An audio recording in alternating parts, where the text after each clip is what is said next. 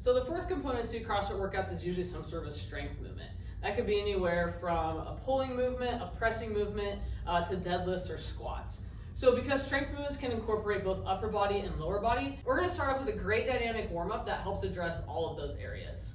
So Kyle's gonna demonstrate here. We're gonna do a sumo squat, plus a push-up, plus a down dog, plus an inchworm. So we're gonna incorporate a lot of things, but it's really gonna be full body dynamic warm-up and also some muscle activation. So Kyle's gonna go ahead and reach down and grab his toes, trying to keep his legs straight to get a good hamstring stretch. Obviously, depending on your mobility, you might have a little bend in your knees.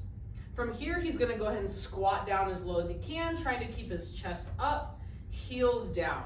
Perfect. From there, he's gonna bring his butt back up into the air, stretch his hamstrings, walk out to a plank position, go into a push-up, increasing upper body activation, pushing back into a down dog for shoulder mobility, and then he's gonna inchworm his toes towards his hands, again working on dynamic flexibility.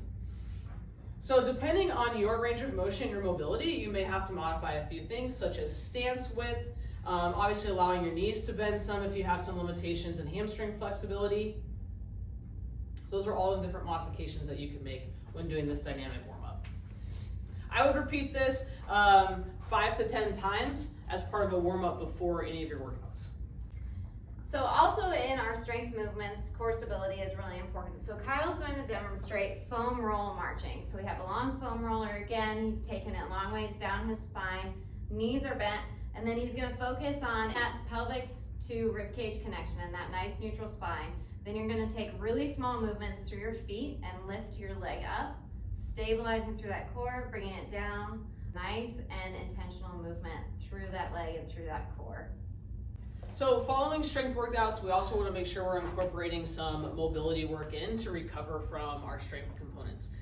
Typically, because strength components are going to have both an upper body and a lower body component, we're going to show you a mobility exercise that kind of hits both those pieces. So Kyle's down here in a pigeon pose, and we're going to add some rotation in with that pose. So what he's going to do is he's going to take his right arm, he's going to feed it underneath. This is going to increase the stretch in his glute, also giving some thoracic rotation as well. Then he's going to open up, rotate up towards the ceiling.